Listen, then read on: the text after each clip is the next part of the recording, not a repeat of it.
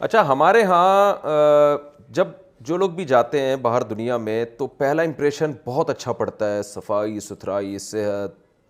وہ کہتے ہیں نا، وظیفے بتاتے ہیں نا آج کل عامل لوگ کہ اول آخر 11 دفعہ درود شریف پڑھیں. تو گورے بات کرنے سے پہلے بھی 3 دفعہ تھینک یو، بات کرنے کے بعد بھی 3 دفعہ تھینک یو. ہمارے یہاں آپ ایئرپورٹ پہ اتریں تو گالیوں کا اور جو ہے نا وہ سیٹ اپ شروع ہو جاتا ہے کہ بھائی الو کے پٹھے، تمیز نہیں ہے کہ کیسے چل رہا ہے، اس طرح کی چیزیں. وہاں جائیں تو آپ کو ایک بڑا ایک اچھا خوبصورت ماحول نظر آتا ہے. اس سے ہماری ینگ جنریشن بہت متاثر ہوتی ہے. میں ایک چھوٹا سا ایک آپ کو چٹکلا اپنے ایک جو ہمارے دوست کے ساتھ بھگتا ہوا، انہوں نے مجھے بڑی تعریفیں کر رہے تھے کہ میں جو کیمرہ مین ہے نا میرے، ان کی بات کر رہا ہوں، جو ریکارڈنگ اکثر میرے پروگرام کرتے ہیں. مجھے کہنے لگے استاد جی مفتی صاحب یورپ جائیں گے یار، بہت ہیومن رائٹس.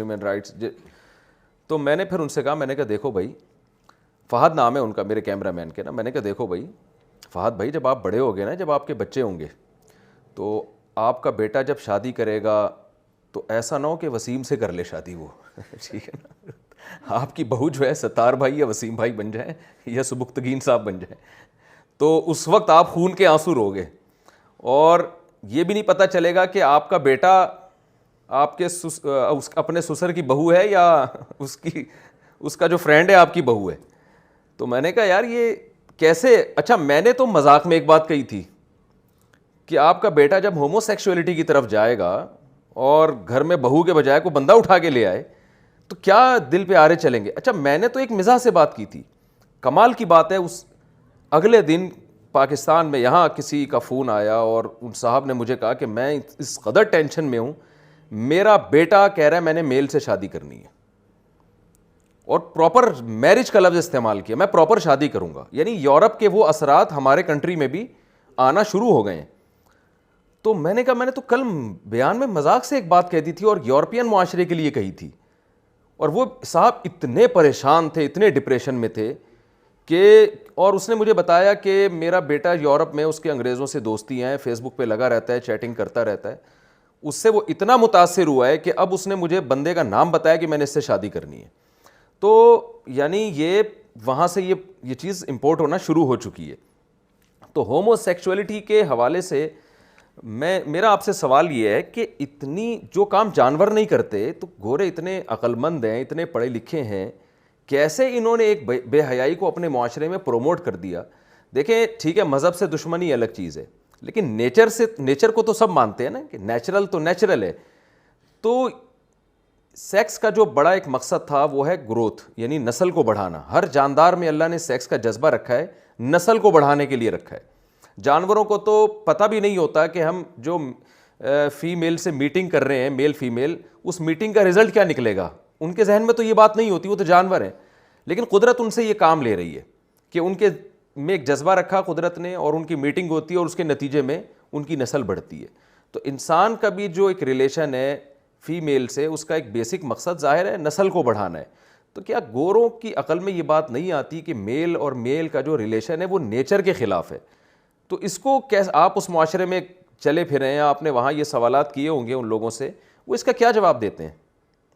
مفتی صاحب اصل میں اگر آپ دیکھیں نا تو جو اس وقت ہمارا یہ جو لبرلزم کی ہم نے بات کی ہے، اس میں ایک چیز جو اس کے بنیادی طور پہ لبرلزم کے بالکل خلاف ہے، اور جو ہمارا اس وقت اسٹیٹ سینٹرک سسٹم چل رہا ہے جہاں پہ یہ چاہتے ہیں کہ بڑی بڑی کارپوریشنز اور اسٹیٹ جو ہے وہ کنٹرول لے لے. پاور کی بات ہے، ساری پاور کی بات ہے کہ آپ نے ڈومینیٹ کرنا ہے ساروں کے اوپر.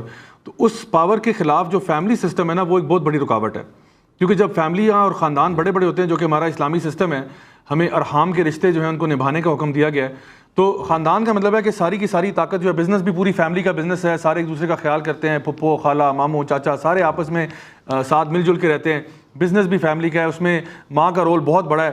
یعنی ماں کو تین گنا زیادہ جو ہے وہ ہماری عزت اور احترام اور پیار اور محبت کی جو ہے حقدار ہے. تو ماں جو ہے وہ گھر کے اندر ایک پوری ٹون سیٹ کرتی ہے کہ جی گھر کا ماحول کیسا ہوگا، گھر کی تربیت کیسی ہوگی، اور جو خاندان ہوتا ہے وہ بڑا طاقتور ہو جاتا ہے. تو اب یہ جو خاندان ہے یہ اسٹیٹ کے نا لیے بہت بڑا چیلنج ہے، کیونکہ اسٹیٹ جو ہے وہ تو چاہتی ہے کہ پورا کنٹرول آ جائے. جس طرح آپ نے بتایا نا کہ اب انہوں نے یہ ہمیں بتانا شروع کر دیا کہ اگر بچہ اسٹیٹ اٹھا کے لے جائے تو اسٹیٹ شاید زیادہ خیر خواہ ہے آپ کے بچے کی. اگر ہمارے ماں باپ ہم اپنی اسٹیٹ کے حوالے کر دیں تو اسٹیٹ شاید زیادہ خیر خواہ ہے آپ کے والدین کی، تاکہ آپ ان کو اولڈ ہوم میں جا کے پھینک آئیں اور وہ اسی طرح بیچارے اکیلے ہی دنیا سے چل بسیں. تو میں نے تو ان کے ساتھ وہاں پہ کام کر کے دیکھا. تو یہ جو فیملی سسٹم ہے نا, یہ بنیادی طور پہ یہ لبرلزم اور جو اسٹیٹ سینٹرک سسٹم ہے اس کی راہ میں رکاوٹ ہے. اب اس رکاوٹ کو دور کرنے کے لیے ان کا کام ہے کہ انہوں نے ہر قسم کی فحاشی اور بدکاری اور جس کو ہم سیکشول ڈیویشن کہتے ہیں, یعنی جو نارمل ایک سیکشول پریکٹس ہے اس سے ہٹ کے کوئی چیز ہو تو وہ یہ اس کو انکریج کرتے ہیں. اور یہ 1960s میں یعنی 1960 کی دہائی میں امریکہ کے اندر اور ایون یورپ میں بھی سیکشول ریولوشن آیا, جہاں پہ انہوں نے عورتوں کو بھی باہر نکالا, مردوں کو بھی کہا کہ سارے باہر نکلو اور اپنے یعنی یہ بات کرو کہ جو آپ نعرہ سنتے ہیں نا, میرا جسم میری مرضی, کہ بھائی میرا جسم ہے, میری مرضی ہے, میں جو مرضی کروں, بھائی تم کون ہوتے ہو مجھے روکنے والے. یعنی آپ مجھے مطلب مولوی صاحب بتائیں گے کہ میں نے کس کے ساتھ رشتہ کرنا ہے, کس کے ساتھ نہیں کرنا. تو ہوتا کیا ہے کہ جب انسان اپنے آپ کو اس فحاشی اور بدکاری کے جال میں ڈال دیتا ہے تو انسان کا جو ذہن ہے نا, اس کی کرپشن کی کوئی انتہا نہیں ہے. اللہ تعالیٰ فرماتے ہیں نا کہ لقد خلقنا الانسان فی احسن تقویم ثم رددناه اسفل سافلین. انسان اگر اچھا ہونا چاہے تو مسجود الملائکہ ہو سکتا ہے, ملائکہ سے بھی اوپر جا سکتا ہے, لیکن اگر انسان بدتر ہونا چاہے تو گٹر کا چوہا اتنا غلیظ اور گندا نہیں ہوگا جتنا انسان ہو سکتا ہے. یعنی یہ جو گٹر میں جو کاکروچ اور کیڑے مکوڑے پھر رہے ہیں, یہ بھی میس ریپ نہیں کرتے, یہ بھی قوموں کے اوپر ایٹم بم نہیں مار دیتے, یہ بھی اجتماعی زیادتیوں کا نشانہ نہیں لوگوں کو بناتے, لیکن انسان کر سکتا ہے. تو انسان جب سیکشولی ڈیویٹ ہوتا ہے نا, تو وہ پھر وہ کام کر سکتا ہے جو جانور بھی نہیں کرتا ہوگا. تو انہوں نے کیا کیا, معاشرے کے اندر فحاشی پھیلائی. اب دیکھیں میں آپ کو ایک مثال سے بات سناتا ہوں. میں اکثر ایسے نوجوانوں کے ساتھ بھی ڈیل کرتا ہوں جو کہ, اور میرا اس کے اوپر کافی مواد بھی یوٹیوب پہ پڑا ہوا ہے, جو کہ پورنوگرافی کے یا پورن کے ایڈکٹس ہیں, اس کے عادی بن چکے ہیں. جتنوں سے میں نے بات کی ہے وہ سب یہ بات کہتے ہیں کہ شروع ہم نے کیا تھا بہت ہلکے قسم کے پورن کے ساتھ, جہاں پہ صرف یعنی آپ سمجھ لیں کہ یعنی مختصر لباس میں خواتین کو دیکھنا. کرتے کرتے وہ آہستہ آہستہ بڑھتا گیا کیونکہ اس کی کوئی لمٹ نہیں ہے نا, سوچ کی کوئی لمٹ نہیں ہے. وہ کرتے کرتے اتنا آگے چلا گیا کہ ہمیں پھر یعنی دوسرے جینڈر کے ساتھ بھی کچھ نہ کچھ کرنے کا خیال پیدا ہوا.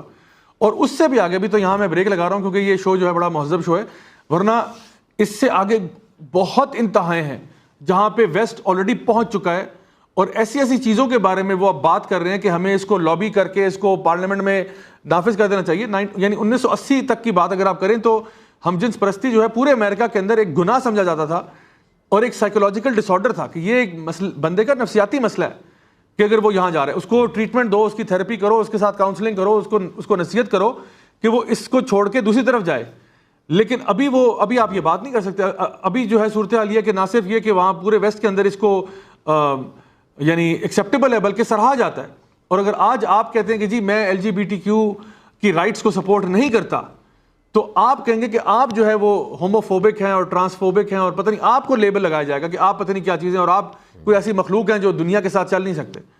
تو ان کا پورا معاشرہ جو ہے, اور ابھی کوئی مطلب میں آپ کو صرف ایک مثال کے طور پہ بتاتا ہوں, ابھی تو انہوں نے بریک لگائی ہوئی ہے ہم جنس پرستی کے اوپر نا, لیکن یعنی اسی کے ساتھ ایسے لوگ بھی ہیں جو یہ بات کرتے ہیں کہ جو خونی رشتے ہیں ان کا آپس میں تعلق کیوں نہیں ہو سکتا اس قسم کا. اور اگر آپ دیکھیں تو اگر یعنی ہوموسیکشوالٹی کی ہم لوگ بات کریں تو وہ تو واقعی میں نیچر میں جو ہے نا وہ شاذ و نادر پایا جاتا ہے, لیکن جو خونی رشتوں کے بیچ میں تعلقات ہے وہ تو یعنی بہت زیادہ پایا جاتا ہے. یعنی تقریباً آپ دیکھیں جو بھی سے اگر ہم فیصلہ کروانا چاہیں نا کہ مذہب کو درمیان سے ہٹا دیں تو پھر تو فرق ہی ختم ہو جائے گا, بہن بھائی کے رشتوں کا فرق ختم ہو جائے گا, وہ تقدس ختم ہو جائے گا. تو آپ عقل سے کیسے کہہ سکتے ہو کہ یہ غلط ہے؟ عقل سے نہیں کہہ سکتے. جی اچھا, یہ جو فیمنزم ہے آج کل پاکستان میں اس کا بڑا رجحان بڑھ رہا ہے. آپ نے جیسے ابھی خود کہا میرا جسم میری مرضی, اس کی کیا حقیقت ہے, اس کو کیسے روکا جا سکتا ہے؟ آپ اس بارے میں ینگ جنریشن کو کیسے گائیڈ کرتے ہیں؟ عورت کی آزادی کے نام پہ یوں یعنی ہم نے جیسے علماء سے سنا ہے کہ عورت کو آزاد کیا جا رہا ہے مردوں کی ہوس کا نشانہ بننے کے لیے. مردوں کے مزے ہیں اصل میں, تو آپ اس کو کیسے ایکسپلین کرتے ہیں؟ مجھے صاحب ویسے تو ان شارٹ اس کا جواب یہ ہے کہ اسلام جو ہے وہ عورتوں کے حقوق کی بات کرتا ہے, اور جس حد تک اسلام کرتا ہے میں خدا کی قسم کھائے کہہ سکتا ہوں کوئی دنیا کا اور نہ مذہب ہے نہ کوئی فلسفہ ہے جو عورتوں کو وہ حقوق دیتا ہے جو واقعی میں عورتوں کے فائدے کے ہیں. میں صرف اپنی بہنوں کو یہ دعوت دیتا ہوں کہ آپ برائے مہربانی قرآن و سنت کا مطالعہ کریں, آپ اس کو پڑھیں اور سنجیدگی کے ساتھ پڑھیں, اور آپ کو پتہ چلے گا کہ تمام چیزیں جو آپ کو ریکوائرڈ ہیں اور آپ کو چاہیے اور آپ کی بہتری کے لیے ہیں وہ ساری آپ کو آپ کا دین دیتا ہے. میں مختصراً آپ کو بتاتا ہوں. یعنی عورت جو ہے اس کو یہ حق ہے کہ وہ اس کو تعلیم کا حق ہے, وہ ایک شہری ہے, ماں ہونے کے ناطے اس کا درجہ جو ہے وہ 3 گنا بتا دیا. نبی کریم صلی اللہ علیہ وسلم نے یعنی بیویوں کے معاملے میں جو یعنی رہنمائی فرمائی ہے کہ تم میں سے بہترین وہ ہے جس کا اخلاق سب سے اچھا, اور ان میں سب سے بہترین وہ ہے جو اپنے گھر والوں کے ساتھ یا اپنی بیویوں کے ساتھ اچھے ہیں. اسی کے ساتھ ساتھ بیٹی ہونے کے اوپر, 3 بیٹیوں کے ہونے کے اوپر بشارت مل رہی ہے کہ آپ نبی کے ساتھ ایسے ہوں گے قیامت والے دن. اور ان صحابی کا اللہ تعالیٰ بھرا کرے جنہوں نے کہا یا رسول اللہ اگر 2 بیٹیوں, آپ نے کہا 2 والا بھی میرے ساتھ ایسا ہی ہوگا. تو بیٹیوں کی جتنی عزت ہے اور بیویوں کی اور ماؤں کی اور بہنوں کی, ہمارے لیے تو ہمارے تو سر کا تاج ہیں, وہ ہمارے لیے تو بہت باعث عزت ہیں. اور اسی طرح سے دین جو ہے وہ یہ کہتا ہے کہ جب تک ایک بچی جو ہے وہ اپنے باپ کے ساتھ رہتی ہے تو سارا جو خرچہ پانی ہے اس کا وہ اس کا باپ اٹھائے گا, یعنی سارا نان نفقہ جو ہے اس کے باپ کے اوپر ہے. اور بالکل اسی طرح سے جب وہ شادی ہو جائے گی اس کی, تو اب یہ سارا خرچہ جو ہے یہ اس کا شوہر اٹھائے گا. یعنی بیوی جو ہے وہ گھر بیٹھ کے آرام سے سکون سے بیٹھے, کوئی اطمینان سے بیٹھے, اس کا سارا خرچہ پانی جو ہے اس کے گھر کے مردوں کے اوپر ہے, وہ اس کا خیال رکھیں, اس کو پروٹیکٹ کریں.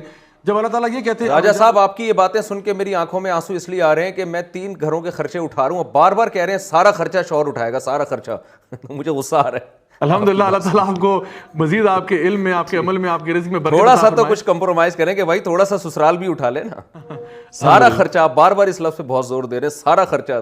میرے دل پہ جا کے ٹھا ٹھا کر کے لگ رہا ہے یہ. میں بس اپنی بہنوں کو یہ بتانا چاہتا ہوں کہ الحمدللہ جتنا خیال ہمارا دین رکھتا ہے نا خواتین کا, اور کوئی بھی نہیں رکھتا. فیمنسٹ موومنٹ نے کیا کیا ہے کہ آپ نے بالکل صحیح فرمایا کہ انہوں نے, اور یہ سٹارٹ بھی مردوں نے کیا تھا. اس کی ایک کتاب ہے بڑی اچھی, مشیل نیومن ایک آتھر ہیں جن کی کتاب ہے وائٹ ویمنز رائٹس, اور وہ اس میں باقاعدہ طور پہ یہ بتاتی ہیں کہ یہ فیمنسٹ موومنٹ سٹارٹ ہی مردوں نے کی ہے عورتوں کو ایکسپلائٹ کرنے کے لیے. اور پھر اس کی جب فرسٹ ویو کی بات کرتے ہیں, سیکنڈ ویو, تھرڈ ویو, تو کس طرح اس کے اندر یعنی وہ جو ہے نا وہ چینجز لاتے گئے, اور مزید اب تو اس کا بہت ہی یعنی معاملہ خراب ہو چکا ہے. تو اصل چیز جو ہے وہ یہ ہے کہ انہوں نے عورتوں کو ایکسپلائٹیشن کی ہے. عورتوں کو یہ کہا کہ تم اپنے گھروں سے باہر نکلو, تمہاری کامیابی جو ہے نا وہ گھر کے اندر نہیں گھر کے باہر ہے, اور تم بیسکلی مرد بننے کی کوشش کرو. حالانکہ اللہ تعالیٰ نے مرد اور عورت کو بالکل مختلف بنایا ہے. تو اور اس میں ہمارے جینڈر رولز ہیں, یعنی مردوں کو کام بتائیں مردوں والے, عورتوں کو کام بتائیں عورتوں والے. اب یہ جو فیمنسٹ موومنٹ ہے یہ بیسکلی اس بیسک بایولوجیکل ڈفرینسز کو بھی ایکنالج کرنے سے قاصر ہو چکے ہیں, اور کہتے ہیں کہ جو کام مرد کرے گا وہ عورت کرے گی, اور جو کام عورت کرے گی وہ کام مرد کرے گا. حالانکہ یہ ممکن ہی نہیں ہے. آپ دیکھیں جو ایک رشتہ تعلق ماں کا بچے سے ہو سکتا ہے وہ باپ کا کبھی بھی نہیں ہو سکتا. ماں جو ہے جس نے بچے کو 9 مہینے اپنے پیٹ میں رکھا, جس نے اس کو دودھ پلایا, وہ باپ کیسے کمپیٹ کرے گا اس کے ساتھ, کیسے کمپٹیشن کر سکتا ہے؟ یعنی جس کا اتنا انٹیمیٹ ایک ریلیشن شپ ہے بچے کے ساتھ. تو ہمارا دین جو جس لیول پہ رہنمائی کر رہا ہے اس طرح کوئی بھی نہیں کر رہا. تو میں سمجھتا ہوں کہ جو لوگ بھی اس کو پڑھنا شروع کریں گے ان کو اس کی حقیقت جو ان پہ واضح ہو جائے گی. صرف آخر میں میں آپ کو ایک ریسرچ کوٹ کر دوں. دنیا کی اس ٹاپک کے اوپر, فیمنزم کے ٹاپک کے اوپر جو سب سے بڑی ریسرچ ہوئی ہے وہ 35 سال کی ریسرچ ہے. 1970 سے سٹارٹ ہوئی تھی, 2005 میں ختم ہوئی تھی. آپ کو اس وقت ییل یونیورسٹی جو امریکہ کی بڑی ٹاپ یونیورسٹی ہے, ییل کی اور UC برکلی بہت بڑی یونیورسٹی ہے وہاں کی, ان کی ویب سائٹ پہ بھی آپ کو یہ ریسرچ پرنٹڈ مل جائے گی. سب سے بڑی اسٹڈی ہے اور اس کا نام ہے the paradox of declining female happiness. اور وہ یہ ریسرچ یہ کہتی ہے کہ جب سے یہ فیمنسٹ موومنٹ شروع ہوئی ہے, جب سے یہ ویمنز لبریشن کی موومنٹ امریکہ اور یورپ میں شروع ہوئی ہے, تب سے لے کے اب تک اتنی بڑی 35 سال کی اسٹڈی ہے, وہ کہتے ہیں عورتوں کی خوشی میں کمی ہوئی ہے, زیادتی نہیں ہوئی. حالانکہ عورتوں کو آپ نے کام پہ بھی بھیج دیا, آپ کو انہوں نے ڈفرینٹ جگہوں پہ لگا دیا, جو وہ چاہتی تھی ان کو دینا بھی شروع کر دیا امریکہ میں, یورپ میں, لیکن عورتوں کی جو خوشی ہے اس میں کمی ہوئی ہے. تو آخر کیوں؟ اور وہ پھر اس کے اندر خود ہی انالیسس کرتے ہیں کہ عورت جو ہے نا وہ تعلقات چاہتی ہے.